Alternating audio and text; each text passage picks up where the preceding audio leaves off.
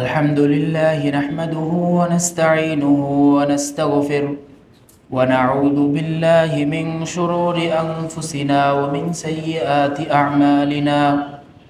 من يهده الله فلا مضل له ومن يضلل فلا هادي له، وأشهد أن لا إله إلا الله وحده لا شريك له، وأشهد أن محمدًا عبده ورسوله.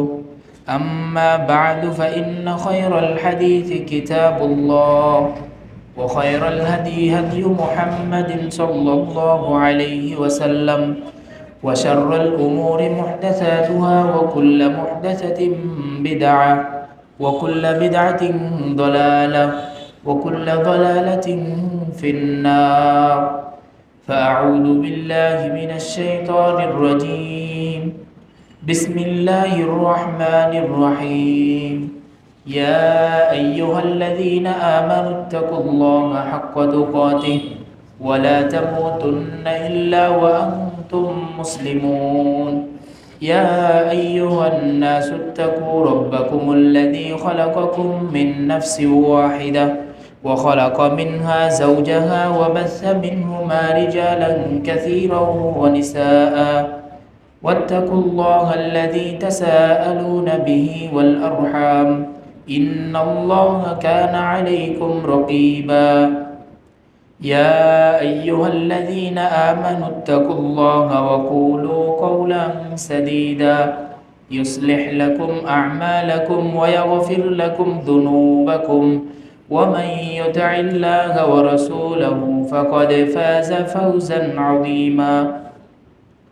وقال الله سبحانه وتعالى في موضع آخر: أعوذ بالله من الشيطان الرجيم. قل إن صلاتي ونسكي ومحياي ومماتي لله رب العالمين. وعن أنس بن مالك رضي الله تعالى عنه قال: قال رسول الله صلى الله عليه وسلم: من صلى صلاتنا واستقبل قبلتنا وأكل ذبيحتنا فذلك المسلم الذي له ذمة الله وذمة رسوله فلا تخفر الله في ذمته. رواه البخاري. আলহামদুলিল্লাহ, শুরুতে প্রশংসা জ্ঞাপন করছি সেই মহান রব্বে কারিমের দরবারে, যিনি আমাদেরকে অত্যন্ত সুন্দর আকৃতিতে সৃষ্টি করেছেন এবং অসংখ্য অগণিত নিয়ামত দিয়ে আমাদেরকে ভরপুর করে রেখেছেন। এমনকি সুস্থ হয়ে আজকে এই জুমার দিনে যথাসময়ে উপস্থিত হওয়ারও তৌফিক দিয়েছেন। এজন্য আমরা আল্লাহ সুবহানাহু ওয়া তাআলার প্রশংসা করি, আলহামদুলিল্লাহ। অতঃপর দ্রুত সালাম বর্ষিত হোক সমস্ত আম্বিয়া ও রসুলদের উপরে, বিশেষ করে আম্বিয়া ও রসুলদের ইমাম খাতামুন নবিয়্যিন মুহাম্মদ ইবনে আবদুল্লাহ সাল্লাল্লাহু আলাইহি ওয়াসাল্লামের উপরে, যিনি মুসলিম উম্মার কল্যাণ রয়েছে এমন একটি দিকও বলে যেতে বাদ রাখেননি, এবং যিনি এই উম্মতে মুসলিমাকে এমন একটি বিষয়ের উপর রেখে গিয়েছেন, তিনি বলছেন: তারাকতুকুম আলাল মাহাজ্জাতিল বাইদা লাইলুহা কানাহারিহা। আমি তোমাদেরকে এমন একটি দিনের উপর রেখে যাচ্ছি যেই দিনের ভিতরে অন্ধকার বলে কোনো শব্দ নেই, যেই দিনের ভিতরে রাত বলে কোনো কিছু নেই, সবই দিন, মানে একেবারেই উজ্জ্বল। সামান্যতম এখানে অস্পষ্টতার কোনো অবকাশ রাসূলুল্লাহ সাল্লাল্লাহু আলাইহি ওয়াসাল্লাম রাখেননি। সেই মহামানবের প্রতি আমরা সকলেই সংক্ষিপ্ত পরিসরে দুরূদ পাঠ করি, আল্লাহুম্মা সাল্লি আলাইহি আল্লাহুম্মা বারিক আলাইহি। অতঃপর সম্মানিত মুসল্লিবৃন্দ, আমাদের সামনে একেবারেই নিকটে আমাদের রয়েছে কুরবানি। আমরা হয়তোবা অনেকেই ইতিমধ্যে প্রস্তুতি নিয়ে ফেলেছি, আবার অনেকেই নিব। তো এই কুরবানি এই সম্পর্কে এবং এর সাথে সম্পৃক্ত কিছু মাসলা মাসাইল এ সম্পর্কেই আজকে সংক্ষিপ্ত পরিসরে খুতবা শেষ করার চেষ্টা করব। ওমা তৌফিকি ইল্লা বিল্লাহ। সম্মানিত শ্রোতা মণ্ডলী, কুরবানি এটি আল্লাহ সুবহানাহু ওয়া তাআলা এই উম্মতের জন্য একটি নিয়ামত স্বরূপ দিয়েছিলেন। নিয়ামত এটা বিভিন্নভাবে হতে পারে। একরকম যেরকম পূর্ববর্তী উম্মতদের উপরেও কুরবানি ছিল, তবে সেটা তাদের জন্য ভক্ষণ করা বৈধ ছিল না, কিন্তু আমাদের জন্য আল্লাহ সুবহানাহু ওয়া তাআলা ভক্ষণ করার তৌফিক দিয়েছেন, সুযোগ করে দিয়েছেন। এটা আমাদের উপর একটি বিরাট নিয়ামত। তবে পাশাপাশি কুরবানি একদিক থেকে যেমন নিয়ামত, অন্য দিক থেকে এটি আমাদের তাকওয়ারও বহিঃপ্রকাশ। কিন্তু এই কুরবানিটা এখন আর তাকওয়ার বহিঃপ্রকাশ নেই, কুরবানিটা এখন আর নিয়ামত নেই। এটি কি হয়ে গিয়েছে?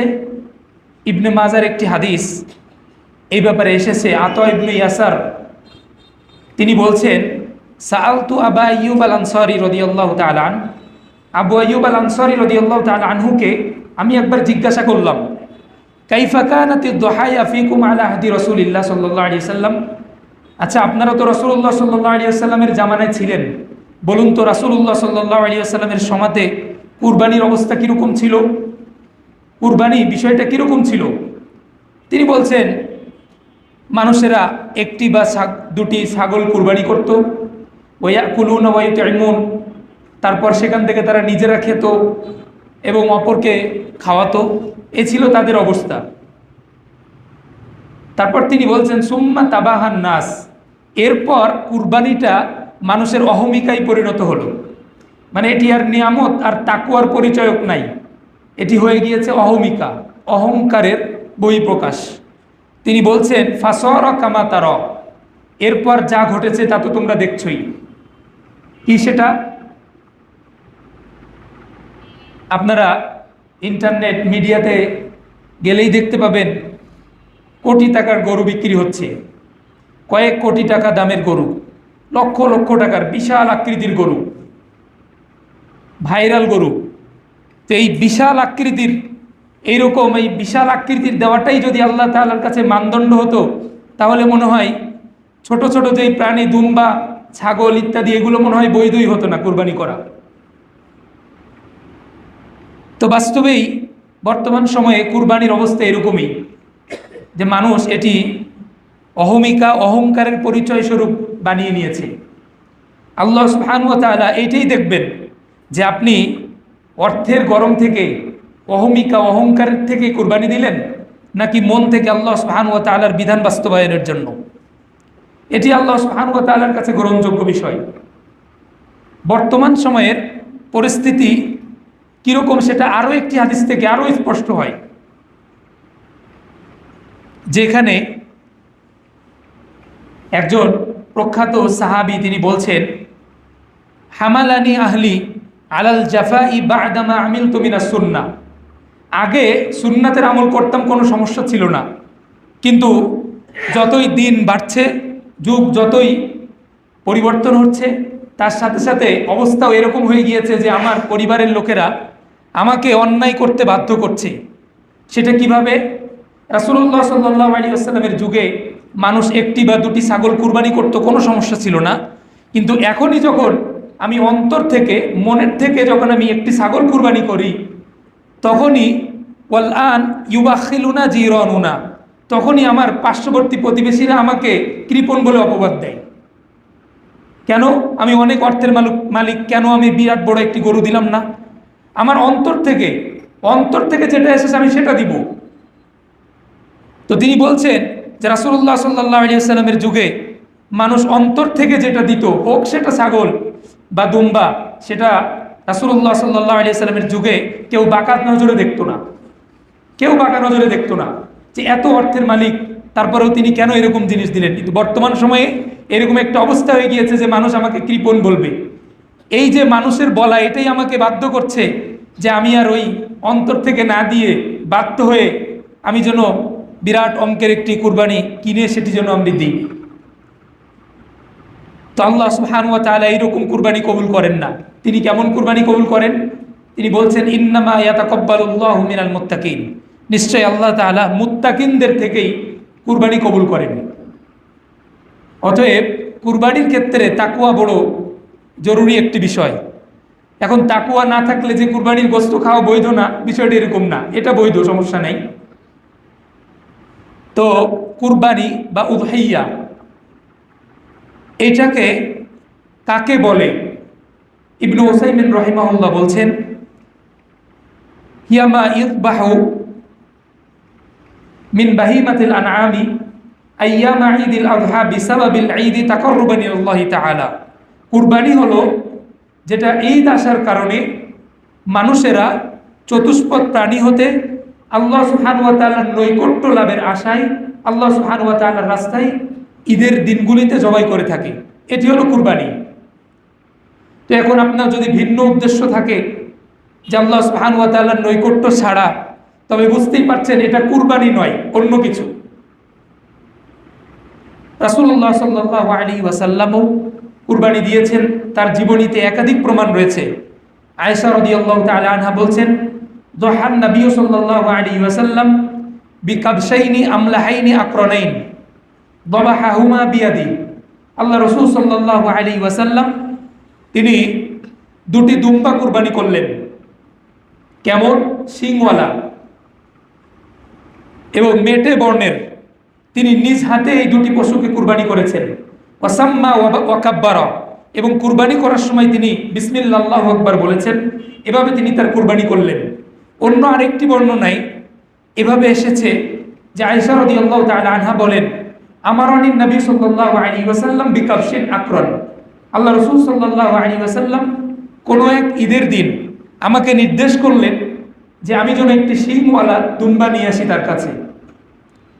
তো নির্দেশ মোতাবেক আমি তাই নিয়ে আসলাম, এবং তিনি পাশাপাশি এটাও বলে দিলেন যে এমন দুম্বা তুমি নিয়ে আসবে, ইয়াতাউ ফি সাওয়াদিন ওয়া ইয়াবরুকু ফি সাওয়াদিন ওয়া ইয়ানদুরু ফি সাওয়াদিন, অর্থাৎ যেটা কালোতে দেখে, কালোতে বসে, আবার কালোতে হাঁটাচলা করে, মানে যেটার রং হবে একেবারেই কালো কুচকুচে।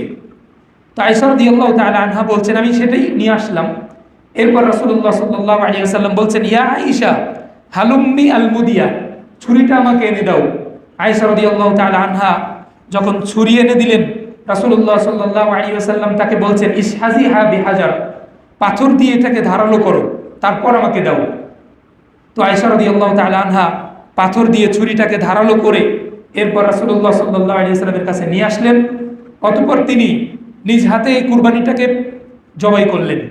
আর জবাই করার সময়তে তিনি বললেন, আল্লাহুম্মা তাকাব্বাল মিন মুহাম্মদ ওয়া মিন আলি মুহাম্মদ ওয়া মিন উম্মতি মুহাম্মদ।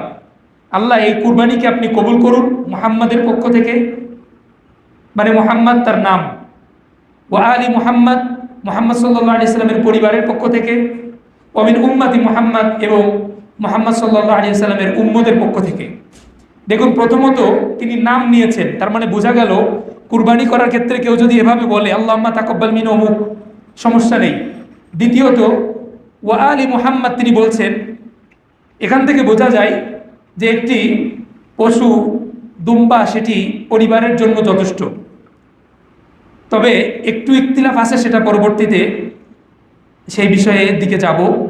তো তৃতীয় নম্বর রাসূলুল্লাহ সাল্লাল্লাহু আলাইহি ওয়াসাল্লাম যেটা বললেন, ওয়া মিন উম্মতি মুহাম্মদ, নবী সাল্লাল্লাহু আলাইহি ওয়াসাল্লামের উম্মতের মধ্য থেকে। এর মানে কি বোঝা গেল? একাধিক ব্যক্তি, উম্মত তো রাসূলুল্লাহ সাল্লাল্লাহু আলাইহি ওয়াসাল্লামের 7 জন না, আরো বেশি, একাধিক। এখান থেকে বোঝা যাচ্ছে সওয়াবের ক্ষেত্রে একাধিক ব্যক্তিকে কুরবানির ক্ষেত্রে শরীক করাতে কোনো সমস্যা নেই। সওয়াবের ক্ষেত্রে আপনি কুরবানি করছেন, আর যদি সওয়াব কে পাবে এই উদ্দেশ্য যদি আপনি করেন, আপনার পূর্বপুরুষ থেকে যারা মৃত্যুবরণ করেছে বা যারা এখনো বেঁচে রয়েছে সকলেই যদি আপনি উদ্দেশ্য করেন, তবে সেটাতেও কোনো সমস্যা নেই, যেটা আমরা এই হাদিস থেকে প্রমাণ পাই। অনুরূপ আরও একটি হাদিস এসেছে সুনানুল কুবরা লিল বাইহাকিতে, রাসূলুল্লাহ সাল্লাল্লাহু আলাইহি ওয়াসাল্লাম একদা জুমার দিনে কুরবানির সালাত আদায় করার, ঈদের সালাত আদায় করার পরে তার নিকটে একটি পশু নিয়ে আসা হলো। তিনি সেটিকে জবাই করলেন, করার পরে বললেন, আল্লাহুম্মা হাযা মিন্নি ওয়া মান লাম ইয়াযবাহ মিন উম্মতি ইলা ইয়াউমিল কিয়ামা। হে আল্লাহ, এই পশুটাকে আমি কুরবানি করলাম আমার পক্ষ থেকে, এবং কিয়ামত পর্যন্ত আমার যতগুলো উম্মত কুরবানি করতে পারবে না তাদের পক্ষ থেকে। সুবহানাল্লাহ। তো এখান থেকে বোঝা যাচ্ছে রাসূলুল্লাহ সাল্লাল্লাহু আলাইহি ওয়াসাল্লাম তার উম্মতের পক্ষ থেকে কুরবানি করেছেন। এই কয়েকটি জিনিস আমরা এখান থেকে বুঝতে পারি। এরপর কুরবানি এটি রাসূলুল্লাহ সাল্লাল্লাহু আলাইহি ওয়াসাল্লামই কি শুরু করেছেন নাকি এর পূর্বে থেকেই ছিল কুরবানি? এর ব্যাপারে আল্লাহ সুবহানাহু ওয়া তাআলা বলছেন, ওয়ালিকুল্লি উম্মাতিন জাআলনা মানসাকান লিয়াযকুরু ইসমাল্লাহ আলা মা রাযাকাহুম মিন বাহিমাতিল আনআম। প্রত্যেকটি উম্মতকেই আমি একটি করে কুরবানি ধার্য করে দিয়েছিলাম। তার মানে বোঝা যাচ্ছে এই কথা থেকে যে আল্লাহ সুবহানাহু ওয়া তাআলার প্রতিটি উম্মতের মাঝেই কুরবানি ছিল। এটির প্রমাণ আরও স্পষ্ট। আদম আলাইহিস সালাতু ওয়াস সালামের দুই সন্তান আল্লাহ সুবহানাহু ওয়া তাআলা বলছেন, ওয়াতলু আলাইহিম নাবা আবনাই আদম বিল হক ইয কররাবা কুরবানান ফাতুকুব্বিলা মিন আহাদিহিমা ওয়া লাম ইউতাকাব্বাল মিনাল আখার। যে স্মরণ করুন আপনি আদম আলাইহিস সালাতু ওয়াস সালামের দুই সন্তানের কথা, যেখানে দুইজনের মধ্যে যখন পরস্পর ঝগড়া এবং বিবাদ তৈরি হয়েছিল, তারা বলেছিলেন একে অপরকে, চলো আমরা কুরবানি করি। কুরবানির মাধ্যমেই প্রকাশ পেয়ে যাবে যে আমাদের মধ্যে কে মুত্তাকি আর কে মুত্তাকি নয়, কার উদ্দেশ্য সৎ এবং কার উদ্দেশ্য সৎ নয়। তো প্রেক্ষিতে যখন তারা কুরবানি করলেন, আল্লাহ সুবহানাহু ওয়া তাআলা বললেন যে তিনি মুত্তাকিনদের থেকে কুরবানি কবুল করেন। তখন যে কাবিল যে ছিল সে রাগান্বিত হয়ে গেল। স্বাভাবিক, যখন তার বিষয়টি স্পষ্ট হয়ে গেল যে সে মুত্তাকি নয়, তার অন্তরে অসৎ উদ্দেশ্য, তখন স্বাভাবিকই মন মেজাজ আর ঠিক থাকার কথা নয়।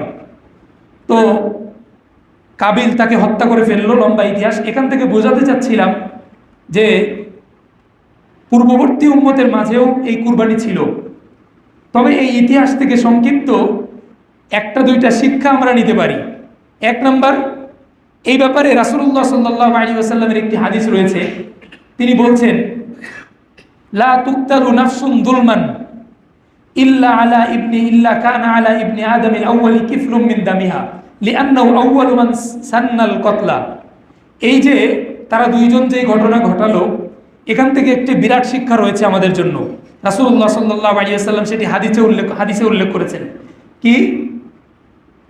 পৃথিবীতে যে কোনো ব্যক্তি অন্যায় করে যদি কোনো ব্যক্তিকে হত্যা করে, তবে তার এক অংশ গুনাহ ওই আদম আলাইহিস সালাতু ওয়াস সালামের এক সন্তানের উপরে যাবে। কেন?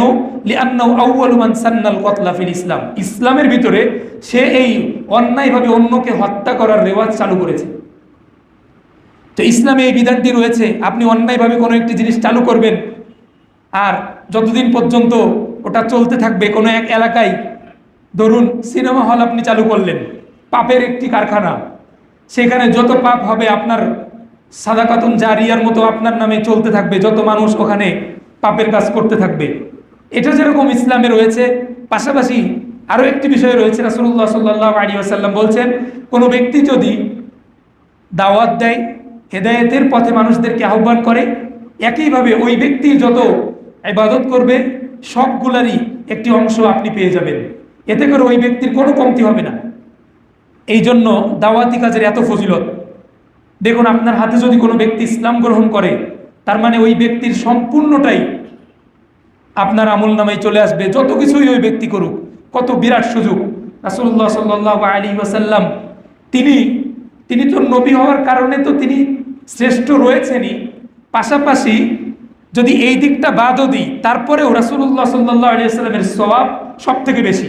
কিভাবে বলুন তো? ওই যে রাসূলুল্লাহ সাল্লাল্লাহু আলাইহি ওয়াসাল্লামের দাওয়াত পেয়ে মানুষের ইসলাম গ্রহণ করেছে, এখন পর্যন্ত রাসূলুল্লাহ সাল্লাল্লাহু আলাইহি ওয়াসাল্লামের হাতে কিছু মানুষ ইসলাম গ্রহণ করেছে, তাদের ইসলাম গ্রহণের পরে যত সওয়াবের কাজই তারা করেছে সম্পূর্ণটা রাসূলুল্লাহ সাল্লাল্লাহু আলাইহি ওয়াসাল্লাম সমান সমান পাবেন। তাদের হাতে তো অনেক মানুষ ইসলাম গ্রহণও করেছে। তার মানে পুরা পৃথিবীর যত মানুষ যত ভালো কাজই করুক না কেন, রাসূলুল্লাহ সাল্লাল্লাহু আলাইহি ওয়াসাল্লাম এমনিই পাচ্ছেন। ঠিক ওইরকম আবু বকর সিদ্দিক রাদিয়াল্লাহু তাআলা আনহু, তিনার হাতে 10 জন জান্নাতের সুসংবাদ প্রাপ্ত যে সাহাবী ছিলেন, দুনিয়াতে জান্নাতের সার্টিফিকেট যারা পেয়েছিলেন, এদের 6 জনই আবু বকর সিদ্দিক রাদিয়াল্লাহু তাআলা আনহুর হাতে ইসলাম গ্রহণ করেছে। মানে এই 6 জনের এই জিন্দেগি ভরপুর যত ইবাদত, যত আমল তারা করেছে, জান্নাতের সার্টিফিকেট নেওয়ার জন্য যা লাগে, এই সম্পূর্ণ ইবাদত, এই সম্পূর্ণ আমলের সম্পূর্ণ সওয়াব আবু বকর সিদ্দিক রাদিয়াল্লাহু তাআলা আনহু পাবেন। চিন্তা করে দেখুন। তো ইসলামে এই বিরাট একটি বিষয় আল্লাহ সুবহানাহু ওয়া তাআলা আমাদের জন্য মুক্ত করে দিয়েছেন। সুবহানাল্লাহ। এরপর এই যে কাবিল এবং হাবিলের যে ঘটনা, এই ঘটনা থেকে আরও একটি শিক্ষা আমাদের জন্য রয়েছে, এবং এখান থেকে আরও এটি বোঝা যায় যে কুরবানি যে আমাদের উপরে আল্লাহ তাআলা বর্তমানে যেই পদ্ধতি রয়েছে, এই পদ্ধতি রেখে আল্লাহ তাআলা একটি বিরাট নিয়ামত দিয়েছেন। পূর্ববর্তী উম্মতের যেই সিস্টেম ছিল যে কুরবানি করার পরে আপনি রেখে আসবেন পাহাড়ে বা ফাঁকা কোনো স্থানে, সেখানে একটি আগুন এসে সেটিকে খেয়ে দিয়ে যাবে বা চিহ্নিত করে যাবে, এইরকম পদ্ধতি আল্লাহ তাআলা বর্তমান সময়ের মানুষের জন্য না রেখে একটি বিরাট নিয়ামত দিয়েছেন। আমাদের বর্তমান সময়ের মানুষের ইমানের যেই অবস্থা এবং তাকওয়ার যেই অবস্থা, ইখলাসের যেই অবস্থা, আল্লাহ সুবহানাহু ওয়া তাআলাই ভালো জানে। ওই রকম যদি হতো, কয়জন মানুষ আমরা কুরবানি করতাম, আর তারপরে আল্লাহ সুবহানাহু ওয়া তাআলা এরকম নির্ধারণ করে দিতেন কোনটা কবুল হয়েছে আর কোনটা হয়নি, তখন আমাদের মাঝে মানুষেরা সবাই টের পেয়ে যেত, এই যে এই লোক এত বিশাল আকৃতির গরু নিয়ে এসেছে, কই তার গরু তো কোরবানি কবুল হলো না। কেমন লাগতো বিষয়টি? ওই লোক দ্বিতীয়বার আর কুরবানি করার দিকেই আগাতো না। তো আল্লাহ সুবহানাহু ওয়া তাআলা এই জিনিসটা আমাদের মাঝে না রেখে সত্যি একটা আমাদের উপরে এক বিরাট নিয়ামত দিয়েছেন। এখন বিষয় হলো কুরবানি, এটি আমাদের সামনে রয়েছে। তো কুরবানি সংক্রান্ত বেশ কিছু বিষয় জানা আমাদের দরকার। যেমন কুরবানি এটি কি ওয়াজিব নাকি সুন্নাহ? সুন্নাহ মানে যেটা করলে আপনার জন্য সওয়াব রয়েছে, তবে না করলে কোনো গুনাহ নেই। আর ওয়াজিব যেটা আপনি সামর্থ্য থাকার পরেও যদি ছেড়ে দেন তবে গুনাহগার হবেন, আর করলে সওয়াব আপনার জন্য রয়েছে, এ হলো ওয়াজিব। তো এই নিয়ে কুরবানির এই হুকুম নিয়ে উলামা ইকরামদের মাঝে বিরাট মতানৈক্য দেখা যায়। একদল উলামা ইকরামগণ কুরবানিকে ওয়াজিব বলছেন সামর্থ্যবান ব্যক্তির উপরে, যেটা সালেহ আল হুসাইমিন রাহিমাহুল্লাহ তার একটি গ্রন্থ আশ-শারহুল মুমতি' এর ভিতরে তিনি আলোচনা নিয়ে এসেছেন এই মর্মে। এমনকি ইবনে তাইমিয়া রাহিমাহুল্লাহ এই দিকে গিয়েছেন যে কুরবানি সামর্থ্যবান ব্যক্তির উপরে ওয়াজিব। একাধিক দলিল তাদের রয়েছে। আল্লাহ সুবহানাহু ওয়া তাআলা নির্দেশ করেছেন, ফাসল্লি লিরাব্বিকা ওয়ানহার, তোমরা আল্লাহ সুবহানাহু ওয়া তাআলার জন্য সালাত আদায় করো এবং কুরবানি করো। এখানে কুরবানি এটি আমরের সিগা, আর উসুলের একটি পরিভাষা হলো আল আমরু ইয়াক্তাদিল ওজুব, আমর এটি ওয়াজিব বোঝায়। তো এর প্রেক্ষিতে তারা এটা বলার চেষ্টা করছেন যে কুরবানি সামর্থ্যবান ব্যক্তির উপরে ওয়াজিব, মানে না করলে এই ব্যক্তি গুনাহগার হবেন। তবে অধিকাংশ উলামা ইকরামগণ যেই দিকে গিয়েছেন, জমহুরে উলামা ইকরামগণ, সেটি হলো কুরবানি ওয়াজিব নয়, বরং এটি সুন্নায়ে মুআক্কাদা। রাসূলুল্লাহ সাল্লাল্লাহু আলাইহি ওয়াসাল্লাম যদিও তার জীবনের মদিনা জীবনের 10 বছরে কখনোই কুরবানি পরিত্যাগ করেননি, তবে তারপরেও এটি সুন্নায়ে মুআক্কাদা, ওয়াজিব নয়। এই ব্যাপারে সালেহ আল হুসাইমিন রাহিমাহুল্লাহ তার আহকামুল উযহিয়া নামক গ্রন্থে স্পষ্টভাবেই বলছেন যে আল উযহিয়াতু সুন্নাতুন মুআক্কাদা, উযহিয়া এটা সুন্নাতে মুআক্কাদা। এবং দলিল হিসাবে তিনি একাধিক আসার উল্লেখ করেছেন। দেখুন, রাসূলুল্লাহ সাল্লাল্লাহু আলাইহি ওয়াসাল্লাম থেকে কোনো বিষয় যদি স্পষ্ট রূপে না জানা যায়, সেই ক্ষেত্রে আমরা দেখব সাহাবা ইকরামগণ কি আমল করেছেন। তো এই ক্ষেত্রেও আমরা যদি সাহাবা ইকরামদের আমল দেখতে চাই, তাহলে দেখা যাবে যে সুনানুল কুবরা লিল বাইহাকিতে একাধিক আসার এ ব্যাপারে এসেছে, যেখানে একটি আসারে এরকম রয়েছে, হুযায়ফা ইবনে উসাইদ রাদিয়াল্লাহু তাআলা আনহু বলছেন, আদরাকতু আবু বকর ওয়া উমর আন্নাহুমা লা ইউদাহিয়ান, আবু বকর এবং উমরকে আমি এমন অবস্থায় পেয়েছি যে তারা সামর্থ্যবান হওয়ার পরেও কুরবানি দেননি। কেন? অন্য কিছু রিওয়ায়াতে এভাবে এসেছেন যে কারাহিয়াতান আইয়ুক্তাদা বিহিমা, এই অপছন্দতার কারণে যে মানুষেরা মনে হয় আবু বকর এবং ওমর রাদিয়াল্লাহু তাআলা আনহু এরকম একাধিকবার কুরবানি করার কারণে কোনোবার তারা কুরবানি ছাড়েন না, এই বিষয়টি দেখে হয়তো কিছু কিছু মানুষ মনে করবেন যে এটা ওয়াজিব, এই জন্যে ওনারা দুইজন কুরবানি পরিত্যাগ করেছিলেন। পাশাপাশি একইভাবে আবু মাসউদ আল আনসারী রাদিয়াল্লাহু তাআলা আনহুর একটি আসার রয়েছে, তিনি বলছেন অবশ্যই আমি কুরবানি পরিত্যাগ করব, অথচ আমি কুরবানি দিতে সক্ষম। কেন? মাখাফাতান ইয়ারা জিরানি আন্নাহু আলাইয়া হাতমুন, তারা যেন আমার প্রতিবেশী যারা রয়েছে তারা যেন এটা মনে না করে বসে যে কুরবানি এটি আমার উপর করা ওয়াজিব ছিল। তার মানে স্পষ্টই বোঝা যাচ্ছে যে কুরবানি যেন মানুষ ওয়াজিব না বুঝে, যেন মানুষ সুন্নাতে মুআক্কাদা বুঝে, এই জন্য একাধিক সাহাবা ইকরামের অবস্থান ছিল। পাশাপাশি ইবনে আব্বাস রাদিয়াল্লাহু তাআলা আনহু তার দাস গোলাম ইকরিমা, তাকে তিনি ঈদুল আজহার দিনে 2টি দিরহাম দিয়ে বলেছিলেন, যাও এটা দিয়ে আমার জন্য গোশত ক্রয় করে নিয়ে আসো এবং মানুষদেরকে বলে দিও এটাই আজকে আমার কুরবানি, মানে আমি আর কুরবানি করব না, এবছর আমি কুরবানি করব না, গোশত কিনে খাবো।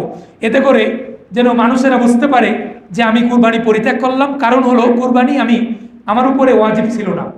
ওয়াজিব যদি হতো তবে নিঃসন্দেহে আমি কুরবানি করতাম। যেহেতু পরিত্যাগ করেছি, এখান থেকে যেন লোকেরা বুঝতে পারে যে কুরবানি আমার উপরে ওয়াজিব ছিল না, বরং এটি সুন্নাতে মুআক্কাদা। তবে সর্বোপরি রাসূলুল্লাহ সাল্লাল্লাহু আলাইহি ওয়াসাল্লামের একটি হাদিস, যদিও এটা সুন্নাতে মুআক্কাদা, তিনি বলছেন, মান কানা লাহু সাআতুন ওয়া লাম ইউযাহি ফালা ইয়াকরাবান্না মুসাল্লানা। তবে যদিও এটি সুন্নাতে মুআক্কাদা এবং রাসূলুল্লাহ সাল্লাল্লাহু আলাইহি ওয়াসাল্লামের আমল, তবে তদুপরি এই আমলটি যদি কোনো ব্যক্তি ছেড়ে দেয় সামর্থ্য থাকার পরেও, তবে অবশ্যই রাসূলুল্লাহ সাল্লাল্লাহু আলাইহি ওয়াসাল্লামের এই ধমকের আওতায় ওই ব্যক্তি চলে আসবে।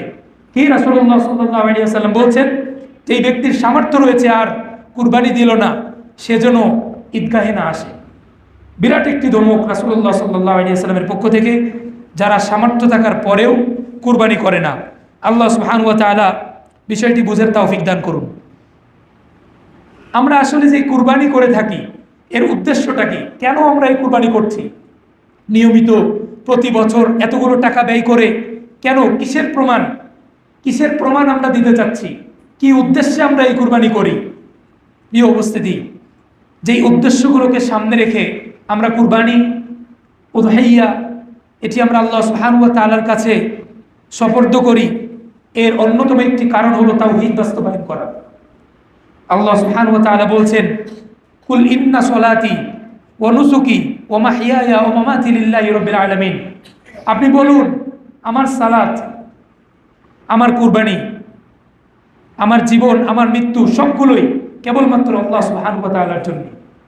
এই কুরবানি, এটি আমরা আল্লাহ সুবহানাহু ওয়া তাআলার জন্য এককভাবে প্রেরণ করে, যেমন কুরবানির শুরুতে একটি দোয়া রাসূলুল্লাহ সাল্লাল্লাহু আলাইহি ওয়াসাল্লাম থেকে প্রমাণিত, সুনানুল কুবরা লিল বাইহাকিতে এসেছে, রাসূলুল্লাহ সাল্লাল্লাহু আলাইহি ওয়াসাল্লামের কাছে একবার কুরবানির পশু নিয়ে আসলে তিনি কুরবানির পশুর যখন সম্মুখে অবস্থান করলেন, তিনি বললেন, ইন্নী ওয়াজ্জাহতু ওয়াজহিয়া লিল্লাযী ফাতারাস সামাওয়াতি ওয়াল আরদি হানিফা ওয়া মা আনা মিনাল মুশরিকিন। রাসূলুল্লাহ সাল্লাল্লাহু আলাইহি ওয়াসাল্লাম কুরবানির পশু জবাই করার সময় এইভাবে আল্লাহ তাআলার স্বীকৃতি দিলেন যে, আল্লাহ, আমি আমার চেহারাকে আপনার দিকে, কেবলমাত্র আপনার দিকে ফেরালাম। এবং এই কুরবানি তিনি বুঝাতে চাচ্ছেন যে আমি আমার সব কিছুকেই কেবলমাত্র আপনার জন্য সুপর্দ করতে চাই। গোটা পৃথিবীতে এই কুরবানি নামক ইবাদত বাস্তবায়ন করার মাধ্যমে মুসলিম উম্মাহ আল্লাহ সুবহানাহু ওয়া তাআলার তাওহীদের, একত্ববাদের এক বিরাট নজির পৃথিবীর বুকে স্থাপন করে। এই জন্যেই কুরবানির এত ফজিলত। রাসূলুল্লাহ সাল্লাল্লাহু আলাইহি ওয়াসাল্লাম থেকে এই কুরবানির ফজিলতের ব্যাপারে একাধিক হাদিস রয়েছে, তবে একটিও শক্তিশালী নয়। তবে ইমাম আলবানী রাহিমাহুল্লাহর একটি উসুল অনুপাতে একাধিক সনদে যদি কোনো জয়ীফ হাদিস বর্ণিত হয়, সেটি হাসান পর্যায়ে নেওয়া যেতে পারে। এই আলোকে এই হাদিস, যেটি রাসূলুল্লাহ সাল্লাল্লাহু আলাইহি ওয়াসাল্লাম বলছেন, কুরবানির দিনে আল্লাহ সুবহানাহু ওয়া তাআলার কাছে সবথেকে পছন্দনীয় আমল হলো আল্লাহ তাআলার রাস্তায় রক্ত প্রবাহিত করা, মানে কুরবানি করা। তো এরকম একটি ইবাদত আমরা এই দিন বাস্তবায়ন করে থাকি। এরপর দ্বিতীয় আরেকটি উদ্দেশ্য হলো মিল্লাতে ইব্রাহিমের অনুসরণ। কেন আমরা কুরবানি করি? মিল্লাতে ইব্রাহিমকে অনুসরণ করার জন্য। রাসূলুল্লাহ আল্লাহ সুবহানাহু ওয়া তাআলা কুরআনুল কারীমের একাধিক জায়গায় এই মর্মে বলেছেন যে, অত্তাবি' মিল্লাতা ইব্রাহিম হানিফা, তোমরা ইব্রাহিম আলাইহিস সালাতু ওয়াস সালামের মিল্লাতকে অনুসরণ করো। অন্য এক আয়াতে আল্লাহ সুবহানাহু ওয়া তাআলা বলছেন, ওয়া মান ইয়ারগবু আন মিল্লাতি ইব্রাহিম ইল্লা মান সাফিয়া নাফসা। মূর্খ, নির্বোধ ছাড়া ইব্রাহিম আলাইহিস সালাতু ওয়াস সালামের মিল্লাত থেকে কেউ মুখ ফিরিয়ে নিতে পারে না। প্রিয় উপস্থিতি, আরো আশ্চর্য হবেন আরেকটি বিষয় যে এই উম্মতের জন্য আল্লাহ সুবহানাহু ওয়া তাআলা উত্তম আদর্শ এর পরামর্শ যে বিষয়গুলোতে দিয়েছেন, তার মধ্যে দুটি নবীর ভিতরে আল্লাহ তাআলা একইভাবে উল্লেখ করেছেন। আল্লাহ তাআলা বলছেন, লাকাদ কানা লাকুম ফি রাসূলিল্লাহি উসওয়াতুন হাসানা। এক তো আমাদেরকে লক্ষ্য করে আল্লাহ তাআলা বলছেন, তোমাদের জন্য এই নবী মুহাম্মদ সাল্লাল্লাহু আলাইহি ওয়াসাল্লামের জীবনীতে যেমনিভাবে উত্তম আদর্শ রয়েছে, ঠিক একইভাবে লাকাদ কানা লাহুম উসওয়াতুন ফি ইব্রাহিম ওয়াল্লাযিনা মাআ। তিনি একই শব্দ প্রয়োগ করেছেন ইব্রাহিম আলাইহিস সালাতু ওয়াস সালামের শানেও, যে ইব্রাহিম আলাইহিস সালাতু ওয়াস সালাম এবং তার যারা অনুসারী ছিল তাদের মাঝেও তোমাদের জন্য উত্তম আদর্শ রয়েছে। এই অবস্থিতি, এটি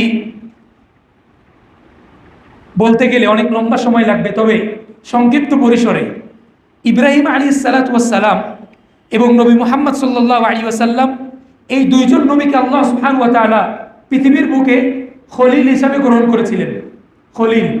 খলিল কাকে বলে? রাসূলুল্লাহ সাল্লাল্লাহু আলাইহি ওয়াসাল্লাম একটি হাদিসে বলছেন, লাইন ইত্তাখাযতু খলিলান লাত্তাখাযতু আবা বকরিন খলিলা ওয়ালাকিন্না সাহিবাকুম হুয়া খলিলুর রহমান। যদি আমি কাউকে খলিল হিসাবে, খলিল মানে বন্ধু, আমি যদি কাউকে বন্ধু হিসাবে গ্রহণ করতাম তবে আবু বকরকে গ্রহণ করতাম, কিন্তু আমি অলরেডি আল্লাহ সুবহানাহু ওয়া তাআলার খলিল হয়ে বসে আছি, কাজেই আমার জন্য আর ওই সুযোগ নেই। আবু বকর সিদ্দিক রাদিয়াল্লাহু তাআলা আনহুর অবদান রাসূলুল্লাহ সাল্লাল্লাহু আলাইহি ওয়াসাল্লামের পিছনে বলে শেষ করার মতো নয়। তিনি যে কি পরিমাণ রাসূলুল্লাহ সাল্লাল্লাহু আলাইহি ওয়াসাল্লামকে ভালোবাসতেন এবং রাসূলুল্লাহ সাল্লাল্লাহু আলাইহি ওয়াসাল্লামের পিছনে তার অবদান কীরকম।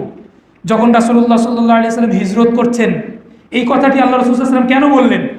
এত উম্মত, এত বিরাট বিরাট বিরাট সাহাবী থাকার পরেও তিনি আবু বকরকে লক্ষ্য করে এই কথা বলছেন। কারণ কি দেখুন, রাসূলুল্লাহ সাল্লাল্লাহু আলাইহি ওয়াসাল্লাম যখন হিজরত করছিলেন, আবু বকর সিদ্দিক রাদিয়াল্লাহু তাআলা আনহু আল্লাহ রাসূল সাল্লাল্লাহু আলাইহি ওয়াসাল্লামের সঙ্গে ছিলেন হিজরতে। তো তার অবস্থানটা কীরকম ছিল রাসূল সাল্লাল্লাহু আলাইহি ওয়াসাল্লামের সাথে জানেন? রাসূলুল্লাহ সাল্লাল্লাহু আলাইহি ওয়াসাল্লাম যখন যাচ্ছেন রাস্তা দিয়ে, আবু বকর সিদ্দিক রাদিয়াল্লাহু তাআলা আনহু কিছুক্ষণ আল্লাহ রাসূলের পিছনে চলছেন, আবার কিছুক্ষণ সামনে চলছেন, আবার কিছুক্ষণ ডানে চলছেন, আবার কিছুক্ষণ বামে চলছেন। আল্লাহ রাসূল সাল্লাল্লাহু আলাইহি ওয়াসাল্লাম বিষয়টি খেয়াল করলেন। এরপর জিজ্ঞাসা করলেন, আবু বকর ব্যাপারটা কি? তুমি কিছুক্ষণ আমার সামনে চলতেছো, আবার কিছুক্ষণ পিছনে, আবার কিছুক্ষণ সামনে। আবু বকর সিদ্দিক রাদিয়াল্লাহু তাআলা আনহু বলছেন যে আমি যখন আপনার ডানে চলছি তখন আমার মনে হচ্ছে শত্রুরা মনে হয় বাম দিক থেকে আপনাকে আক্রমণ করবে, এই ভয়ে আমি বামে চলে যাচ্ছি। যখন আমি সামনের দিকে চলছিলাম আমার মনে হচ্ছে আপনাকে না জানি পিছন দিক থেকে শত্রুরা ধরে ফেলে, এই জন্য আমি পিছন দিকে চলতে শুরু করলাম। রাসূলুল্লাহ সাল্লাল্লাহু আলাইহি ওয়াসাল্লামের প্রতি কি ভালোবাসা দেখিয়েছিলেন আবু বকর সিদ্দিক রাদিয়াল্লাহু তাআলা আনহু। এই জন্য আল্লাহ রাসূল সাল্লাল্লাহু আলাইহি ওয়াসাল্লাম এইরকম ব্যক্তিকেও বলছেন যে আমি খলিল হিসাবে পৃথিবীর কাউকে যদি গ্রহণ করতাম আমি তোমাকেই করতাম, তবে আমি আল্লাহ তাআলার খলিল হয়ে গিয়েছি। তো এখান থেকে আরেকটি বিষয় বোঝা যায়, খলিল এমন যে খলিল পৃথিবীতে একজনকেই বানানো যায়, ওই অবস্থানে আর কাউকে দাঁড় করানো যায় না। এই জন্যেই অন্য এক হাদিসে আল্লাহ রাসূল সাল্লাল্লাহু আলাইহি ওয়াসাল্লাম থেকে স্পষ্ট এসেছে যে ইত্তাখাযানি আল্লাহ সুবহানাহু ওয়া তাআলা খলিলান কামা ইত্তাখাযা ইব্রাহিম খলিলা। আল্লাহ রাসূল সাল্লাল্লাহু আলাইহি ওয়াসাল্লাম বলছেন, ইব্রাহিমকে যেরকম আল্লাহ খলিল বানিয়েছিলেন আমাকেও ওরকম খলিল বানিয়েছেন। তো ইব্রাহিম আলাইহিস সালাতু ওয়াস সালাম খলিল হওয়ার কারণে কি হয়েছিল জানেন? ওই যে ঘটনাটা ইমাম তাহাবী রাহিমাহুল্লাহ বলছেন, ইব্রাহিম আলাইহিস সালাতু ওয়াস সালামকে তো আল্লাহ খলিল হিসাবে গ্রহণ করলেন, মানে যার জীবনে আল্লাহ সুবহানাহু ওয়া তাআলা ছাড়া দ্বিতীয় আর কোনো ব্যক্তির অবস্থান নেই। তো আল্লাহ তাআলা ইব্রাহিম আলাইহিস সালাতু ওয়াস সালামকে এই সন্তানকে কুরবানি করার মতো এরকম বিরাট একটি পরীক্ষার ভিতরে কেন ফেললেন? ইমাম তাহাবী রাহিমাহুল্লাহ বলছেন যে এত বৃদ্ধ বয়সে গিয়ে দীর্ঘদিন অপেক্ষার পরে আল্লাহ সুবহানাহু ওয়া তাআলা যখন একটি সন্তান ইব্রাহিম আলাইহিস সালাতু ওয়াস সালামকে দিলেন এবং সন্তানটি যখন সাথে সাথে হাঁটতে শুরু করলো, স্বাভাবিকই একটু মায়া, একটু দুর্বলতা ওই সন্তানের প্রতি চলে আসবে, এটাই স্বাভাবিক। তো যখন চলে আসলো তখনই ওই আল্লাহ সুবহানাহু ওয়া তাআলা যে খলিল বানিয়ে নিয়েছিলেন ইব্রাহিম আলাইহিস সালামকে, ওই খলিলত্বের ভিতরে যেন একটু ত্রুটি দেখা যাচ্ছে। এই জন্য আল্লাহ সুবহানাহু ওয়া তাআলার সাথে সাথে ইব্রাহিম আলাইহিস সালাতু ওয়াস সালামকে পরীক্ষার সম্মুখীন করলেন। কি পরীক্ষা? আল্লাহ সুবহানাহু ওয়া তাআলা বলছেন, ইন্নী রাআইতু ফিল মানামি আন্নী আযবাহুক। ইব্রাহিম আলাইহিস সালাতু ওয়াস সালাম তার সন্তানকে বললেন যে আমি তো স্বপ্ন দেখে ফেললাম তোমাকে আমি কুরবানি করছি, ফানদুর মাযা তারা, তোমার মতামত কি? এ ব্যাপারে একাধিক মানুষ বিভিন্ন কিছু বলে থাকে যে প্রথম দিন তিনি উট কুরবানি করলেন 100টি, এরকম কোনো বর্ণনা নেই। তবে তিনি পরামর্শ চাইলেন সন্তানের কাছে, ফানদুর মাযা তারা, তোমার অবস্থান কি, তোমার মতামত কি? সন্তান উত্তর দিচ্ছেন, ইয়া আবাতি ফাআল মা তুমার সাতাজিদুনি ইনশাআল্লাহ মিনাস সাবিরিন। আপনাকে আল্লাহ সুবহানাহু ওয়া তাআলা যা নির্দেশ করেছেন আপনি তাই করুন। সন্তান এইরকম কথা বলে কখন? সন্তানকে যখন ওইভাবে গঠন করা হয়।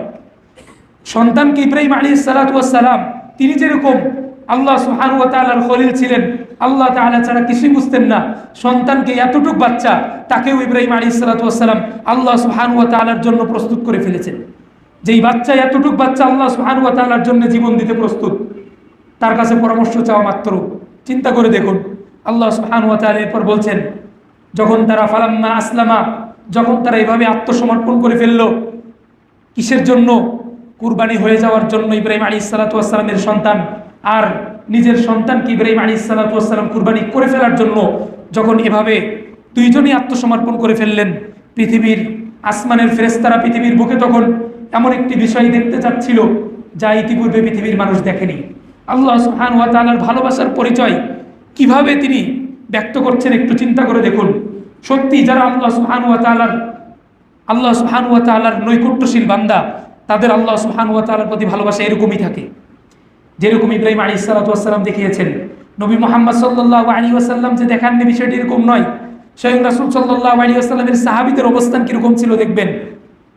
বদর যুদ্ধে রাসূলুল্লাহ সাল্লাল্লাহু আলাইহি ওয়াসাল্লাম এবং তার সাহাবীগণ অবস্থান যুদ্ধ করার পরে যখন মুসলিমরা বিজয়ী হলেন এবং কাফেররা যখন পরাজিত হলো, অনেক কাফের মুশরিক মুসলিমদের কাছে বন্দী হয়ে গিয়েছিলেন। তো এই বন্দীদের ব্যাপারে কি করা যায়, যেহেতু তারা এখন বন্দী, তারা এখন আমাদের কাছে, এখন আমরা কি করব? এখন অপশন রয়েছে বেশ কয়েকটি। এক, টাকা নিয়ে তাদেরকে ছেড়ে দেওয়া যাবে। দ্বিতীয়ত, তাদেরকে হত্যা করে ফেলা যাবে। সবগুলো অপশন হাতে রয়েছে। তো বদর যুদ্ধের বন্দীদেরকে যখন রাসূলুল্লাহ সাল্লাল্লাহু আলাইহি ওয়াসাল্লাম কি করা যায় এই পরামর্শ করার জন্য আবু বকর সিদ্দিক রাদিয়াল্লাহু তাআলা আনহুর কাছে গেলেন। আবু বকর সিদ্দিক রাদিয়াল্লাহু তাআলা আনহু পরামর্শ দিলেন, আমাদের মদিনাতে তো এখন অনেক অভাব, ইসলামের শুরুর দিকে আমরা এক কাজ করি, ব্যাপক অর্থের বিনিময়ে তাদেরকে ছেড়ে দিই। এই মক্কার বড় বড় মুশরিক লিডারদেরকে, নেতাদেরকে আমরা ছেড়ে দিই অনেক অর্থ তাদের থেকে নিয়ে। এতে করে আমাদের একটু কিছুটা উন্নতি হবে, আমাদের সচ্ছলতা আসবে।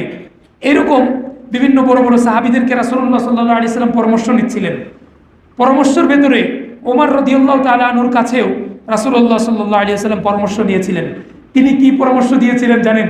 তিনি রাসূলুল্লাহ সাল্লাল্লাহু আলাইহি ওয়াসাল্লামকে বলছেন, ইয়া রাসূলুল্লাহ, ফিদিয়া নিয়ে, এভাবে টাকা নিয়ে ওদেরকে ফিরিয়ে দেওয়ার কোনো দরকার নেই। বরং আমার মতামত হচ্ছে, অমুক লোক যে বন্দী হয়েছে সে আমার আত্মীয়, ওকে আমার কাছে দিন। অমুক লোক আব্দুর রহমান বিন আউফের আত্মীয়, তাকে আব্দুর রহমান বিন আউফের কাছে দিন। অমুক লোক আবু বকর সিদ্দিকের আত্মীয়, তাকে আবু বকর সিদ্দিকের কাছে দিন। দেওয়ার পরে কি করবেন? আমরা প্রত্যেকেই তাদেরকে হত্যা করব, করে আল্লাহ সুবহানাহু ওয়া তাআলার কাছে দেখাবো যে আমরা আল্লাহ সুবহানাহু ওয়া তাআলার জন্য আত্মীয়তার সম্পর্ক ছিন্ন করতেও সামান্যতম দ্বিধাবোধ করি না। এই অবস্থিতি আল্লাহ সুবহানাহু ওয়া তাআলার কাজে আপনি বাধা দিবেন, আল্লাহ সুবহানাহু ওয়া তাআলার কাজে আপনি যেই হন না কেন, আপনার সঙ্গে আমার সম্পর্ক নেই, সাথে সাথেই আপনার সঙ্গে আমার সম্পর্ক ওইখানেই শেষ। কেন? আল্লাহ সুবহানাহু ওয়া তাআলার সম্পর্ক আমার কাছে আরো বেশি গুরুত্বপূর্ণ। চিন্তা করে দেখুন, ওমর রাদিয়াল্লাহু তাআলা আনহুর এই সিদ্ধান্তকে আল্লাহ সুবহানাহু ওয়া তাআলা পছন্দ করে নিয়েছিলেন এবং কুরআনুল কারীমে আল্লাহ সুবহানাহু ওয়া তাআলা এটির প্রশংসা করেছেন। বলছিলাম ইব্রাহিম আলাইহিস সালাতু ওয়াস সালাম এর মিল্লাতের অনুসরণ আমাদের মাঝে রয়েছে কুরবানি করার মাঝে, যেখানে ইব্রাহিম আলাইহিস সালাতু ওয়াস সালাম কুরবানি করে আল্লাহ সুবহানাহু ওয়া তাআলার নৈকট্য অর্জন করার চেষ্টা করছিলেন। ওই আয়াতে আল্লাহ সুবহানাহু ওয়া তাআলা পরবর্তীতেই বলছেন, ওয়া ফাদাইনাহু বিযিবহিন আযীম, যখন আমি পরীক্ষা নিয়ে ফেললাম তাদেরকে, এরপর আমি তাদেরকে একটি দুম্বা দিয়ে এই ইসমাঈল আলাইহিস সালাতু ওয়াস সালামের জানের বদলা আমি দিলাম। দেখুন এখানে আরেকটি বিষয়, যদি এরকম বিশাল বিশাল আকৃতির গরু বা উট, এই ধরনের এগুলোই যদি একমাত্র মানদণ্ড হতো আল্লাহ তাআলার নৈকট্য পাওয়ার, তবে আল্লাহ তাআলা দুম্বা পাঠাতেন না, তিনি বড় কোনো প্রাণী জান্নাত থেকে পাঠিয়ে সেখানে কুরবানির ব্যবস্থা করতেন। তার মানে এখান থেকে বোঝা যায় আপনার প্রাণী ছোট হোক বা বড় হোক সেটাতে যায় আসে না, দেখার বিষয় আপনার অন্তরে কি চলছে। আল্লাহ সুবহানাহু ওয়া তাআলার তাকওয়ার কারণে, আল্লাহ সুবহানাহু ওয়া তাআলার নৈকট্য লাভের আশায় কি আপনি কুরবানি করলেন নাকি অন্য কোনো কারণে? প্রিয় উপস্থিতি, এরপর আরেকটি বিষয়, আল্লাহ সুবহানাহু ওয়া তাআলার নিয়ামতের শুকরিয়া এর মধ্যে রয়েছে। প্রিয় উপস্থিতি, আল্লাহ সুবহানাহু ওয়া তাআলা বলছেন রাসূলুল্লাহ সাল্লাল্লাহু আলাইহি ওয়াসাল্লামের হাদিসের মাধ্যমে, ইন্নাল্লাহা ইউহিব্বু আসারা আইয়ুরা আসারু নি'মাতিহি আলা আবদিহি, আল্লাহ সুবহানাহু ওয়া তাআলা পছন্দ করেন যে তার নিয়ামত বান্দার উপরে প্রকাশ পাক। মানে আল্লাহ সুবহানাহু ওয়া তাআলা আপনাকে যে নিয়ামত দিয়েছেন, সম্পদ দিয়েছেন, এই সম্পদ আপনি প্রকাশ করবেন, এটা আল্লাহ সুবহানাহু ওয়া তাআলা দেখতে ভালোবাসেন। অনেক মানুষ এমন রয়েছে, অনেক অর্থের মালিক, টাকা পয়সার মালিক, কিন্তু জীর্ণ শীর্ণ নিম্নমানের অপরিচ্ছন্ন পোশাক পরে ঘুরে। কি জন্যে? বোঝাতে চান যে উনি দুনিয়া বিমুখ একজন মানুষ, উনি আখিরাতমুখী মানুষ, দুনিয়া বিমুখ মানুষ, ঠিক না? আল্লাহ সুবহানাহু ওয়া তাআলা এটা ভালোবাসেন না। তিনি ভালোবাসেন যে আল্লাহ সুবহানাহু ওয়া তাআলা যাকে নিয়ামত দিয়েছেন অর্থের, আল্লাহ তাআলা দেখতে চান তার শরীরের ভিতরে, আল্লাহ তাআলা দেখতে চান তার আরো কিছু ইবাদতের ভিতরে এই ব্যক্তি যেন তার এই নিয়ামতকে প্রকাশ করে, আল্লাহ তাআলা এটা পছন্দ করেন। তো এই কুরবানির মাধ্যমে আল্লাহ সুবহানাহু ওয়া তাআলার নিয়ামতের একটি বই প্রকাশ হয়। আল্লামা ইবনুল কাইয়িম আল জাওযী রাহিমাহুল্লাহ তার বিখ্যাত গ্রন্থ মাদারিজুস সালিকিনে বলছেন, আশ-শুকরু কওয়াইদুহু খামসা, নিয়ামতের শুকরিয়া আদায় করার পদ্ধতি 5টি। 1 নম্বর আল ই'তিরাফু বিহি, নিয়ামতের স্বীকৃতি দেওয়া। অনেক মানুষ এমন নিয়ামতের স্বীকৃতি দিতে বোঝে না, জিজ্ঞাসা করলেই এটা নাই ওটা নাই, নিয়ামতের স্বীকৃতি দিতে জানে না। প্রিয় উপস্থিতি, নিয়ামতের স্বীকৃতি দিতে হবে। 2 ওয়াসসানা ও আলাইহা, এবং স্বীকৃতি দেওয়ার পাশাপাশি আল্লাহ সুবহানাহু ওয়া তাআলার প্রশংসা করতে হবে। ওয়াল খুদুউ লাহু, নিয়ামত পেয়ে নত হতে হবে। কোনো ব্যক্তিকে আল্লাহ তাআলা অর্থের নিয়ামত দিয়েছেন বা আরও কিছু দিয়েছেন, তাই পেয়ে আপনি অহংকারে ফেটে পড়ছেন, আপনার ভিতরে সামান্যতম ন্যূনতম কোনো নত হওয়ার কোনো বিষয় নেই, আপনি আল্লাহ সুবহানাহু ওয়া তাআলার নিয়ামতের শুকরিয়া আদায় করতে পারেননি। এই অবস্থিতি, এরপর আল্লাহ সুবহানাহু ওয়া তাআলা এই যে নিয়ামত দিয়েছেন এটিকে ভালোবাসা। আল্লাহ তাআলার নিয়ামতকে ভালোবাসতে চাই না অনেকেই আছেন। আল্লাহ তাআলা ভালোবেসে নিয়ামত স্বরূপ আমাদেরকে অসুস্থতা দেন, কিন্তু এটাকে আমরা ভালো না বেশি উল্টা আমাদের উপরে গজব মনে করে নিই। অনুরূপভাবে নিয়ামতের শুকরিয়া আদায় করার আরও একটি পন্থা হলো এই নিয়ামতকে আপনি আল্লাহ সুবহানাহু ওয়া তাআলার পছন্দ মোতাবেক জায়গায় ব্যয় করবেন। আল্লাহ সুবহানাহু ওয়া তাআলা তৌফিক দান করুন। চতুর্থ আরেকটি বৈশিষ্ট্য বা আরেকটি কারণ হলো এই কুরবানির মাধ্যমে আত্মীয়তার সম্পর্ক সুদৃঢ় হয়। এই অবস্থাতে চিন্তা করে দেখুন, এই কুরবানি করার ব্যাপারে আল্লাহ সুবহানাহু ওয়া তাআলা আয়াতে কারিমাতে বলছেন, ফাকুলু মিনহা ওয়া আত'ইমুল বাঈসাল ফাকির, তোমরা এখান থেকে আগে খাও, আগে নিজে খাও, তারপরে তোমরা আত্মীয় স্বজনদেরকে, যারা চাইতে পারে যারা চাইতে পারে না তাদেরকে দাও। এখন অনেকেই এমন রয়েছে যে কুরবানি সেই কবে কুরবানির চলে গিয়েছে, এখনও হয়তো তাদের বাড়িতে কুরবানির গোশত রয়েছে।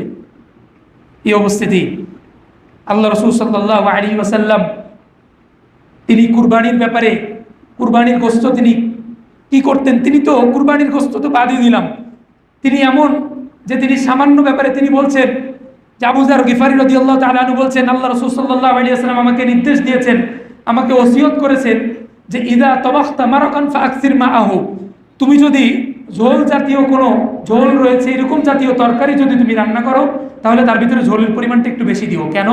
এরপর যে দেখবে ঘুরে ঘুরে যে তোমার আত্মীয় পরিবার, আত্মীয় স্বজন এবং আশপাশের প্রতিবেশীদের মধ্যে কারা না খেয়ে রয়েছে। দেখুন, যেই নবী এইরকম কথা বলতে পারে, তিনি কুরবানির ব্যাপারে কীরকম অবস্থান তার থাকতে পারে। এই উপস্থিতি, এই জন্য বছরের একটা দিন অনেক গরিব মানুষ এমন রয়েছে এই দিনের অপেক্ষায় থাকে, তারা কুরবানি, তারা গোশত কেনার খাওয়ার সামর্থ্য রাখে না, এই দিনের অপেক্ষায় থাকে যে আপনি তাদেরকে একটু গোশত দিবেন। এই অবস্থিতি, এরপরেও যদি আপনি এই দিনেও যদি আপনি কার্পণ্যতা দেখান বা নিজেই, আপনাকে তো আল্লাহ তাআলা খেতে বলেছেনই, পাশাপাশি আপনি যেটা দিবেন এটা আল্লাহ সুবহানাহু ওয়া তাআলার কাছে জমা থাকবে। কিয়ামতের দিন অবশ্যই আপনি এর বিনিময়ে আল্লাহ সুবহানাহু ওয়া তাআলার থেকে পাবেন। আল্লাহ তাআলা বুঝার তৌফিক দান করুন। এরপর কুরবানির যে বিষয়গুলো একেবারেই সময় সংক্ষিপ্ত, কুরবানির পশুর ক্ষেত্রে বেশ কিছু শর্ত রয়েছে। এক, ইখলাস থাকতে হবে। ইখলাস ছাড়া আল্লাহ সুবহানাহু ওয়া তাআলা কোনো কিছুই কবুল করেন না। অতএব কুরবানি করার ক্ষেত্রেও আপনাকে ইখলাস থাকতে হবে, রাখতে হবে। দ্বিতীয়ত, বাহিমাতুল আনআম হতে হবে। বাহিমাতুল আনআম মানে চতুষ্পদ জন্তু। চতুষ্পদ জন্তু কুরবানির ক্ষেত্রে হতে হবে। সেটা কেমন? উলামা ইকরামগণ বলছেন, গরু, ছাগল, উট, দুম্বা, এগুলোর বাইরে না, এগুলো হলো চতুষ্পদ জন্তু। এখন এখানে একটি বিষয় চলে আসে, মহিষ কি চতুষ্পদ জন্তুর ভিতরে নাকি বাহিরে? তো এখানে কথা হলো যে বাকারকে এটি কুরবানি করা যাবে, বাকর মানে গরু, এটি কুরবানি করা যাবে। এখন কোনো এলাকার মানুষ যদি বলে যে আমাদের এলাকায় বাকার বলতে মুরগি বোঝানো হয়, এখন কি তাহলে কি তাদের দ্বারা মুরগি কুরবানি করা যায়? হবে না। কেন? বাকার দ্বারা কি বোঝায় এটা আরবদের থেকে শিখতে হবে। কেন? কারণ আরবদের ভাষায় কোরআন অবতীর্ণ হয়েছে। অতএব বাকার দ্বারা আরবরা যেটা বুঝে আপনাকে সেটাই বুঝতে হবে। তো এই মহিষ, এটার ব্যাপারে আরবদের ডিকশনারিগুলোতে বা আরবদের কবিতাতে এভাবে এসেছে যে ওয়া ইসমুন শাইউন ইতলাকু আলাল বাকরিল ওয়াহশি, এটা এমন একটি নাম যেটা বন্য গরুর উপরে ব্যবহার হয়। দেখুন আরবরা কি বুঝছে, এটা তারা গরু বুঝতেছেন। এখন অনেকেই এই ক্ষেত্রে অনেকগুলো আপত্তি তারা করে থাকেন। এক নম্বর, যে মহিষের আরেকটা নাম কেন? তাহলে গরুর এক নাম, মহিষের আরেক নাম, নামের ভিন্নতা কেন? এই অবস্থিতি, নামের ভিন্ন হইলেই যে সেটা আরেক জাত, এটা প্রমাণ হয় না। দলিল, আফ্রিকার যে কালো মানুষ, নিগ্রো মানুষ রয়েছে, তাদের শানে এই ইনসান মানুষ শব্দ না বলে আরবরা একটা শব্দ ব্যবহার করে, কি? আজানজু, এর মানে হলো নিগ্রো, কালো, কালো কুচ্ছিত মানুষ। এই যে ইনসান না বলে তাদেরকে জান শব্দ ব্যবহার করেছেন আরবরা, এর মানে কি তারা মানুষ থেকে বের হয়ে গিয়েছে? কোশ্চিন কালেও না। ঠিক অনুরূপভাবে যারা মহিষকে কুরবানি দিতে চান না, কুরবানির পশু মনে করেন না, আরও অনেকগুলো যুক্তি তারা দাঁড় করেন। কি? যে মহিষ গরুর থেকে অনেক আলাদা একটা প্রাণী। কেন? গরু এটা পানিতে থাকতে পারে না, কিন্তু মহিষ পানিতে থাকে, এটা একটা ভিন্ন বিষয়। আফ্রিকার মানুষ, তাদের অধিকাংশ এরকম মানুষের অবস্থা এরকম যে তারা মোটেও ঠান্ডা সহ্য করতে পারে না, গরম তাদের কাছে পছন্দনীয়। মানে এসি ছাড়লেই তাদের অসহ্য শুরু হয়ে যায়। তার কারণে কি তারা মানুষ থেকে ভিন্ন আরেক শ্রেণীর জাতি হয়ে গিয়েছে নাকি? না, হয়নি। ঠিক অনুরূপ কিছু মানুষ এই যারা মহিষকে কুরবানি দিতে, কুরবানির পশুর অন্তর্ভুক্ত করতে চান না, তারা এরকম বলতে চাচ্ছেন যে ডাক্তাররা যেই কারণে গরুর গোস্ত খেতে নিষেধ করেন, ওই কারণে মহিষের গোস্ত খেতে অনুমতি দেন। এখান থেকে বোঝা যাচ্ছে যে মহিষ আরেকটা প্রাণী, এটাও একটি প্রমাণ, কিন্তু এটাও সঠিক না। কেন? ডাক্তাররা ইলিশ মাছ এবং চিংড়ি মাছ যেই কারণে খেতে নিষেধ করেন, ওই কারণেই পাঙ্গাস মাছ আর আপনার রুই মাছ এটা খাওয়া বৈধ। এর মানে কি রুই মাছ এবং পাঙ্গাস মাছ কি মাছ ছাড়া মাছের বাইরে চলে গিয়েছে? না, যায়নি, এগুলোও মাছ। প্রিয় উপস্থিতি, অতএব যেই যুক্তি যেগুলো দাঁড় করানো হচ্ছে মহিষের ব্যাপারে, এগুলো একটাও শক্তিশালী নয়। অতএব বোঝা যাচ্ছে গরু, মহিষ যেহেতু গরুরই একটি অংশ, একটি শ্রেণী, অতএব এটি দিয়েও কুরবানি চলবে, কোনো সমস্যা নেই। তো প্রথম শর্ত হলো বাহিমাতুল আনআম হতে হবে। দ্বিতীয় শর্ত লা তাযবাহু ইল্লা মুসিন্না। আল্লাহ রাসূল সাল্লাল্লাহু আলাইহি ওয়াসাল্লাম বলছেন মুসিন্না ছাড়া তোমরা কুরবানি করো না, মানে দাতা ছাড়া কোনো কুরবানি চলবে না। তবে হ্যাঁ, কেউ এরকম বলতে চেষ্টা করেছেন যে যদি দাতা ছাড়াও যদি পশু মোটা তাজা হয়ে যায়, দেখতে মনে হচ্ছে উপযুক্ত, তাহলে মনে হয় কুরবানি চলবে। জি না, এটাও চলবে না। এই ব্যাপারে আবু বুরদা রাদিয়াল্লাহু তাআলা আনহু বলছেন, আমার মামা বারা ইবনে আযিব রাদিয়াল্লাহু তাআলা আনহু বলছেন, আমার মামা আবু বুরদা রাদিয়াল্লাহু তাআলা আনহু তিনি রাসূলুল্লাহ সাল্লাল্লাহু আলাইহি ওয়াসাল্লামের জামানাতে একবার ভুল করে সালাতের আগে কুরবানি করে ফেলেন। তো রাসূলুল্লাহ সাল্লাল্লাহু আলাইহি ওয়াসাল্লাম তাকে বলেন, তোমার কুরবানি হয়নি, এটা গোশত খাওয়া হয়েছে, তুমি আরেকটি কুরবানি করো। তো তিনি বললেন, আমার কাছে তো আর ওরকম দাতা প্রাণী নেই। তিনি বললেন, এটা দিয়েই কোরবানি করো, তবে ওয়ালান তাজজি আন আহাদিন বাদাক, ওয়ালান তাজজি আন আহাদিন বাদাক, তোমার পরে এইরকম দাতা ছাড়া প্রাণী কিন্তু আর কারোর জন্য বৈধ না। অতএব বোঝা যাচ্ছে আবু বুরদা বিন নিয়ারের বিষয়টি রাসূলুল্লাহ সাল্লাল্লাহু আলাইহি ওয়াসাল্লাম থেকে খাস একটি বিষয় ছিল, অন্য কারোর জন্য এটা চলবে না। অবশ্যই মুসলিম হতে হবে কুরবানির পশু। এরপর আরেকটি শর্ত হলো সালাতের পরে কুরবানি করতে হবে। সালাতের আগে যদি কুরবানি করেন তবে অবশ্যই সেটিও কুরবানি আল্লাহ সুবহানাহু ওয়া তাআলার নিকটে কুরবানি বলে সাব্যস্ত হবে না, বরং এটি গোশত খাওয়া সেই হিসাবে সাব্যস্ত হবে। অনুরূপভাবে কুরবানির ক্ষেত্রে ইখলাস থাকা শর্ত ইতিপূর্বেই বলেছিলাম। আল্লাহ সুবহানাহু ওয়া তাআলা এই বিষয়টি রেখেও আরেকটি বিষয়, কুরবানির পশু অবশ্যই দোষ ত্রুটি থেকে একেবারেই মুক্ত হতে হবে। আল্লাহ রাসূল সাল্লাল্লাহু আলাইহি ওয়াসাল্লাম হাদিসে বলছেন, আরবাউন লা তুজজিউ ফিল আযাহি, চারটি দোষ যেটি কুরবানির পশুর ক্ষেত্রে গ্রহণযোগ্য নয়। কি? এক নম্বর, আল আওরা ওয়াল বাইয়িনু আওরুহা, এমন অন্ধ, চোখ কানা টেরা, যেটা স্পষ্টই বোঝা যাচ্ছে এরকম প্রাণী চলবে না। ওয়াল মারিদাতু আল বাইয়িনু মারদুহা, যেটা এমন অসুস্থ প্রাণী যেটার অসুস্থতা স্পষ্ট, এটাও চলবে না। ওয়াল আরজা ওয়াল বাইয়িনু দলউহা, যেটা খোড়া ল্যাংড়া প্রাণী দেখেই বোঝা যাচ্ছে, এটাও চলবে না। এবং চতুর্থতে রাসূলুল্লাহ সাল্লাল্লাহু আলাইহি ওয়াসাল্লাম বলছেন, ওয়াল হাজিমাতু আল্লাতী লা তুনকি, এমন প্রাণী খুবই জীর্ণশীর্ণ, গায়ে বল নেই, শক্তি নেই, একেবারেই নিম্নমানের এইরকম প্রাণী, এটা আল্লাহ সুবহানাহু ওয়া তাআলার দরবারে কুরবানি হিসাবে গ্রহণযোগ্য হবে না। প্রিয় উপস্থিতি, আল্লাহ সুবহানাহু ওয়া তাআলা, রাসূলুল্লাহ সাল্লাল্লাহু আলাইহি ওয়াসাল্লাম বলছেন, ইন্নাল্লাহা জামিল ইউহিব্বুল জামাল, তিনি সুন্দর পছন্দ করেন, একেবারে সর্বোত্তমটাকে। আল্লাহ রাসূল সাল্লাল্লাহু আলাইহি ওয়াসাল্লামের উপরে যখন নাজিল হলো, লান তানালুল বিররা হাত্তা তুনফিকু মিম্মা তুহিব্বুন, সাহাবায়ে কিরামদের কি চিন্তাধারা দেখুন। যখন এই আয়াত নাজিল হলো, মনে মনে ভাবতে শুরু করলেন আবু তালহা রাদিয়াল্লাহু তাআলা আনহু, কি ব্যাপার, আল্লাহ তাআলা কি বলছেন যে কল্যাণ নাকি অর্জন করা সম্ভব নয়, একেবারেই অন্তর থেকে যেটা সব থেকে বেশি পছন্দ করি সেটা না দেওয়া পর্যন্ত তিনি ভাবতে শুরু করলেন তার কাছে সব থেকে পছন্দনীয় কি। তখন তিনি খুঁজে পেলেন যে তার নিকট একটি বাগান রয়েছে, অত্যন্ত বড় খেজুরের বাগান, বাইরুহা, যেই বাগানের নাম। তিনি রাসূলুল্লাহ সাল্লাল্লাহু আলাইহি সাল্লামকে গিয়ে বলছেন, ইয়া রাসূলুল্লাহ, ওই আয়াত আপনি যখন শোনালেন তখন আমি খুব চিন্তা করলাম, বাড়ি গিয়ে দেখলাম যে আমার কাছে সব থেকে বেশি পছন্দনীয় এই বাগানটা, আমি এটা আপনার কাছে দিয়ে দিলাম। রাসূলুল্লাহ সাল্লাল্লাহু আলাইহি সাল্লাম বলছেন যে এই বাগানটা নিয়ে গিয়ে তোমার আত্মীয় স্বজনের ভিতরে যারা অভাবী রয়েছে তাদেরকে দাও। তাহলে এখান থেকে বোঝা যাচ্ছে যে দান আপনি শুরু করবেন আপনার আত্মীয় স্বজনের মধ্যে যারা অভাবী তাদেরকে দিয়ে। প্রিয় উপস্থিতি, তো বলছিলাম যে অবশ্যই যেই ইবাদতটা আমরা করি না কেন, অবশ্যই অন্তর থেকে নিজের পছন্দনীয় জিনিস থেকে দিতে হবে। অনেকেই রয়েছেন যে মসজিদে বা ভিক্ষুককে টাকা দেওয়ার সময় ছিঁড়া, তারপরে নিম্নমানের যেটা চলবে না এরকম টাকা দান করেন।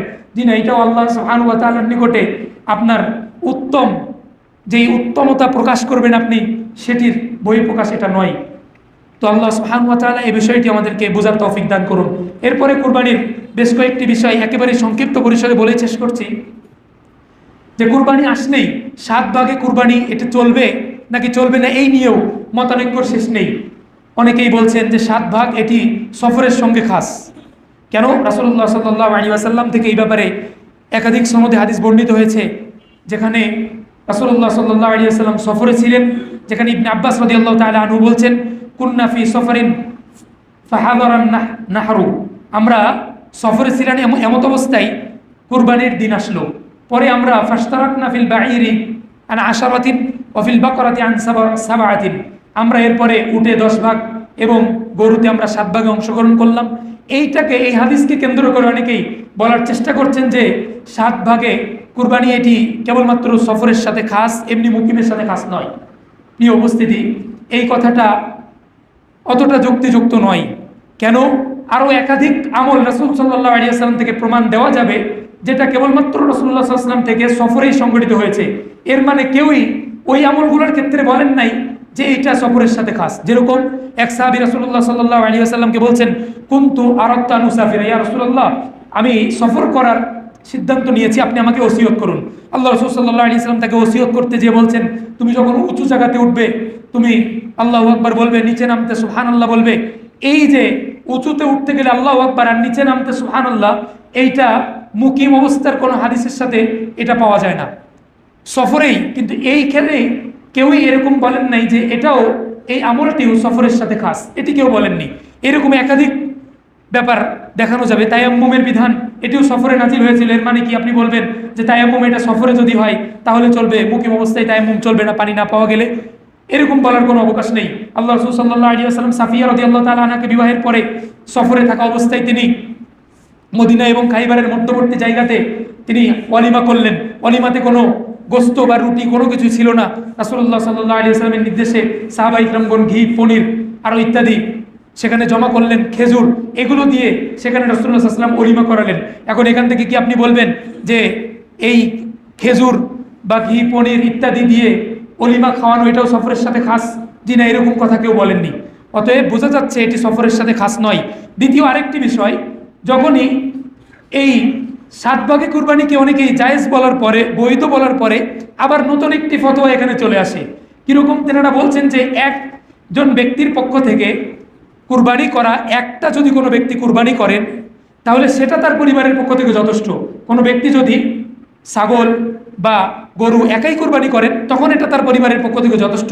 তবে 7 ভাগে যদি কোনো ব্যক্তি অংশ নেন তখন আর ওই 7 ভাগের ভিতরে যখন কোনো ব্যক্তি অংশ নিবে ওই ব্যক্তির ওই অংশটা আর পরিবারের পক্ষ থেকে যথেষ্ট নয়। জি না, এটাও কেমন জানি, যদিও মাসআলা অবশ্যই ইজতিহাদি মাসআলা, এই ব্যাপারেও বিন বাজ রাহিমাহুল্লাহকে জিজ্ঞাসা করা হয়েছিল, শেখ সালেহ আল মুনাজ্জিদকে এই ব্যাপারে জিজ্ঞাসা করা হয়েছিল। তিনি বলছেন না, এক্ষেত্রেও অবশ্যই ওই ব্যক্তির কুরবানি তার পরিবারের জন্য যথেষ্ট হবে। একাধিক প্রমাণের ব্যাপারে রয়েছে।